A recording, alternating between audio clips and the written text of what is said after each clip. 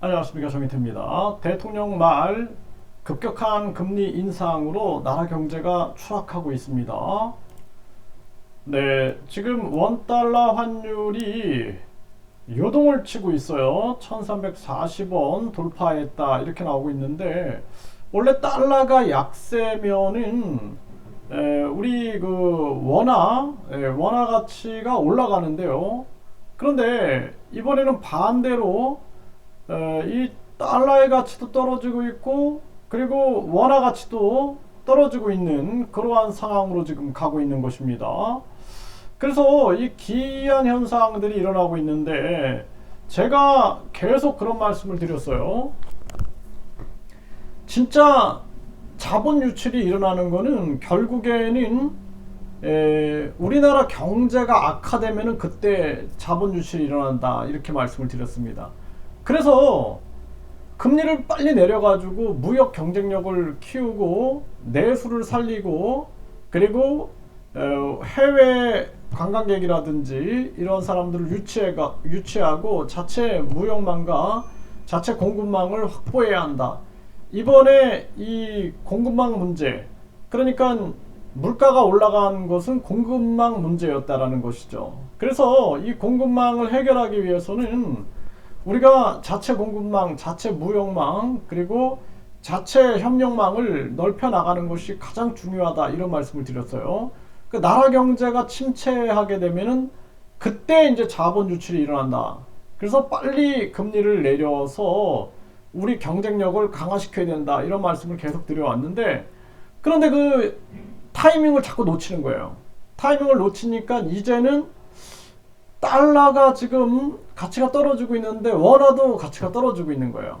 이런 현상이 일어나고 있는 겁니다. 이게 심각한 문제가 생기고 있는 상황이에요. 그래서 요동치는 원달러 환율, 무역수지 적자, 원화의 약세를 부추겼다. 결국에는 무역수지 적자가 원화를 가치를 떨어뜨려 버렸다라는 거예요. 그래서 계속 금리를 올려가지고 원화 가치가 올라가는 게 아니라 이제는 원화 가치가 떨어지는 거예요. 왜? 이 나라가 무역 적자가 심하고 뿐만 아니라 경상수지도 마이너스로 떨어져 버리고 하다 보니까 이 나라의 비전을 못 보게 되는 것입니다. 이렇게 되면 진짜 자본 유출이 일어나게 되는 거예요. 그래서 금리를 따라가지 않는다. 이제는 우리가 뭐 저축해가지고 뭐 어느 정도 이자 많이 준다고 해가지고 자본이 크게 이탈하는 것이 아니라 그 나라의 가능성이거든요. 가능성을 보는 건데, 이게 투자의 시대죠. 지금은 가능성을 보는 건데, 그런데 지금 가능성이 점점 떨어지니까 이렇게 원화가 약세 현상이 나타나게 되는 것입니다. 이게 참 심각한 문제고, 이 진실을 이야기해야 돼. 진실을. 그 무역 적자, 그리고 지정학 리스크가 악재가 됐다라는 거예요.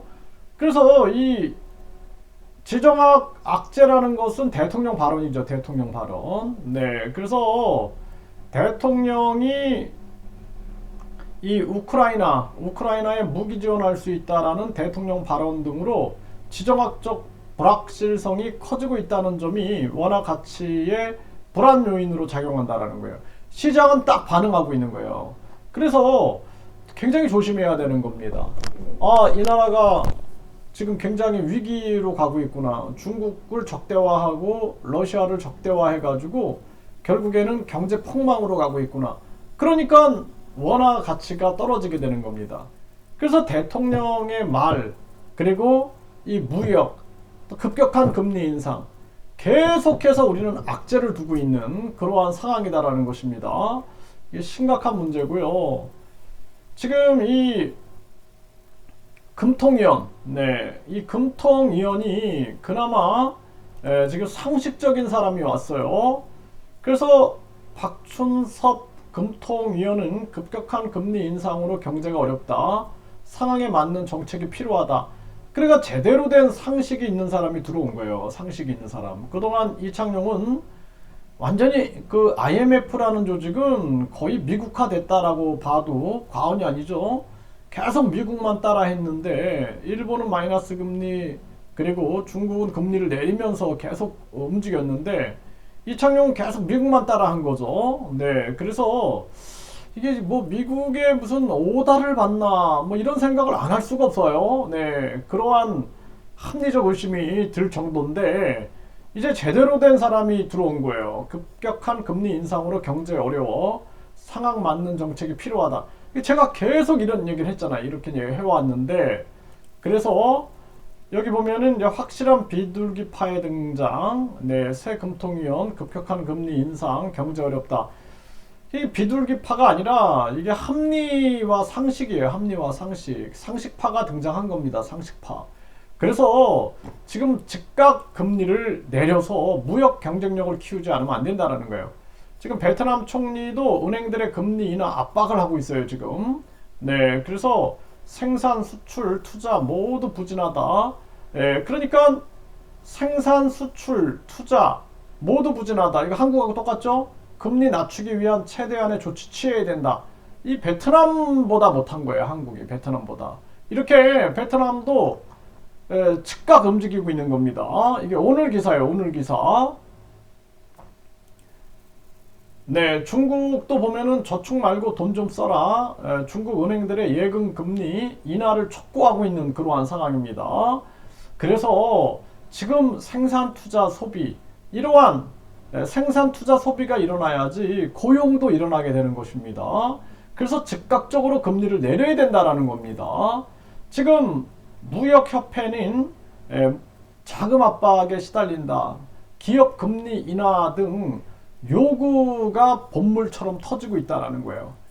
그러니까 이 무역협회나 기업들도 양심의 소리를 내야 돼요. 양심의. 눈치 보지 말고 양심의 소리를 내야 됩니다. 이제 얘기하는 거예요. 죽겠으니까 얘기하는 거죠. 죽겠으니까. 심각한 문제다라는 거예요. 그래서 기업들이 눈치 보지 말고 빨리 금리 내려라 라고 얘기를 해야 한다라는 것입니다. 미국 월가 최대 우려는 상업용 부동산 경기 침체 우려 커졌다.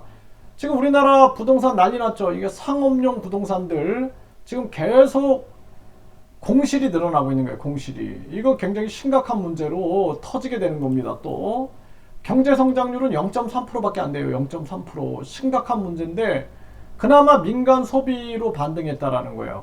이렇게 되면 어떻게 되겠어요? 빨리 금리를 내려가지고 민간 소비, 생산, 투자, 고용이 늘어나게끔 하고 무역이 늘어나게끔 해야 되는데 지금 눈치만 보고 있는 게 아니냐. 계속 우리가 그동안 뭐 미국이 도청을 해도 그냥 미국 감싸고 미국이 급격한 금리 인상해도 비판하지 못하고 이게 무슨 주권 국가인가. 저는 심각한 대한민국이다 이렇게 보고 있습니다.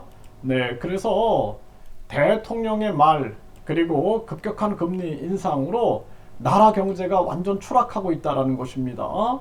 그래서 미국이 계속 한국의 경제적 약탈을 할 때는 나는 한미 동맹을 중요시 생각한다. 다만 중요한 것이 진실한 동맹을 하자라고 얘기를 해야 된다는 거예요. 삼성, SK 다 약탈당하고 또 현대차, 기아차 계속 뒤통수 후려맞고 그러면서도 도청까지 당하면서도 계속 그냥 미국 만세 미국 만세 하다가 그냥 우습게 보는 거예요. 우습게. 여러분 생각해 보세요. 도청하고 뭐 그냥 삼성, SK 막 했는데도 미국 만세 그리고 엎드려 있고 그러면 어떻게 보겠어요? 예? 어떻게 보겠냐고요, 미국이. 예? 아주 우습게 보겠죠? 그러니까 미국 국무장관이 베트남으로 달려간 거예요, 베트남. 베트남은 이 사람들은 하도 외세의 공격을 당했기 때문에 미국과의 전쟁, 중국과의 전쟁, 프랑스 전쟁, 일본의 보호국 상황, 또 몽골의 침입 이런 걸 하도 겪었기 때문에 그때마다 대응해 갖고 싸웠죠. 그래 다 이겼잖아요. 그러다 보니까 당당하게 대하는 거예요. 당당하게. 당당하게 대하는 겁니다. 그래서 우리나라도 그런 부분들이 필요하다. 그래서 지금은 대통령이 경제 살리는데 총력을 기울여야 되고 대통령 말 한마디가 환율이 막 요동칠 수 있다는 것을 알아야 된다는 것입니다. 그리고 급격한 금리 인상 빨리 즉각 금리를 내려가지고 지금 중국이나 베트남, 일본은 아예 마이너스 금리죠. 지금 상황이 빨리 금리를 내려서 대책을 강구하지 않으면 안 된다. 이렇게 분명하게 말씀을 드립니다. 제발 좀 우리나라 경제 관료들 주체성이 좀 있었으면 좋겠어요. 주체성. 예, 주체성. 예, 주관이 좀 있었으면 좋겠습니다.